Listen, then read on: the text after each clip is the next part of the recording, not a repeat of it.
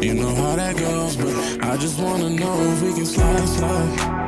I would love to hang out on my time. That's crazy. I still can't believe it's a cotton field in between the schools. I ain't gonna lie, bro. I knew that was still a thing, bro. So I know most people know you for, being in the academy and academics and everything like that. Yeah. So I got a couple questions for you.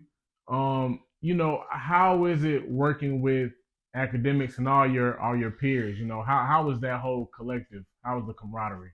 The camaraderie it's like it's something that's been building for years. Like I've been a chat nigga forever. Like I'm one of these dudes that I remember back in like 2012 watching the war in Chirac. I remember, like I said, I went to Coastal. I remember living at the Suites, and the end my night was like going through World Star Hip Hop and seeing if academics post something, to like being on Skype calls with them, and to like 2020 being on the Discord and pretty much being consistent and having those conversations with them, then me becoming that personality. A lot of people don't know that I changed my name while during COVID to Wale Intern to help me stand out more. Like I went by like my Instagram name, MWEE13 for the longest. The act used to call me McWee13 on those like back in the day Skype on streams and stuff. Then I was like, it was during that time, I was like, all right, I'm gonna do Wale Intern because I'm the biggest Wale advocate. And I noticed since I did that, my name stuck more. So what about Wale you love so much? That's my goat. So I wasn't really allowed to listen to hip hop music growing up because my mom was a pastor. And I used to go up to DC a lot. My godmother was from Waldorf, and also, ironically, my cousins they lived in Waldorf, so I was being in like White Plains and Clinton, Maryland. And my cousin DJ, he's a big photographer up in the DC area. He did some stuff with Brent Fayez. I know he did some photos for Action Bronson. It was like '09. He put me on Paint the Picture. So when I really got into hip hop, it was me being in DC listening to Wale or Waldorf. You don't hear a lot of people say that. I respect that. Wale did have his time. Yeah. He did have his time. I know one of my favorite things is what was that mixtape, bro? The Seinfeld inspired mixtape. More About Nothing. Yes, bro. With the breakup song on there. The breakup song is legendary. Facts. Like, I ain't gonna lie, a lot of people don't know. Like, the majority of my game with women come from Wale. Hey,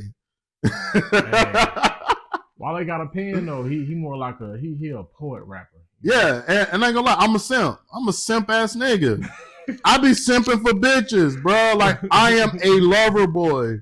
So whenever it comes for me, like I ain't gonna lie, bro. When I was in college, bro, I ain't gonna lie, bro. I'll be like hitting bitches with Wale lines, and they'll be like, "Oh my gosh, like you're touching my soul." I'm just like, in the back of my head, I'm like, I'm an ain't shit nigga. Like I'm just quoting some shit this nigga Wale said. Yeah.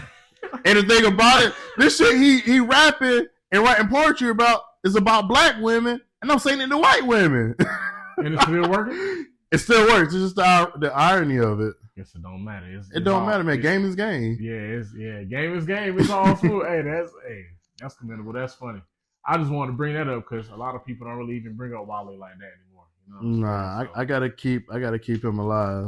All right, bet. That's super dope. So, being that you're part of the academy and you work for ACT, he's pretty controversial. You know what I'm saying? I feel like we're all controversial. I feel like one thing, even get back to the other question, I haven't speak on my peers. We technically are all controversial, and I feel like if you look at Joe Rogan, he's controversial, but it's just a part of using your First Amendment. You're saying what's on your mind.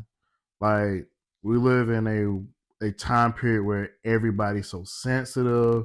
Everybody's just like, oh, I can't offend nobody. So when you actually hearing somebody saying their own opinion, even though you're going to get backlash, you're still going to get some hand claps because you're saying what's on your mind, using your First Amendment, and that's a big thing, definitely in this day and time.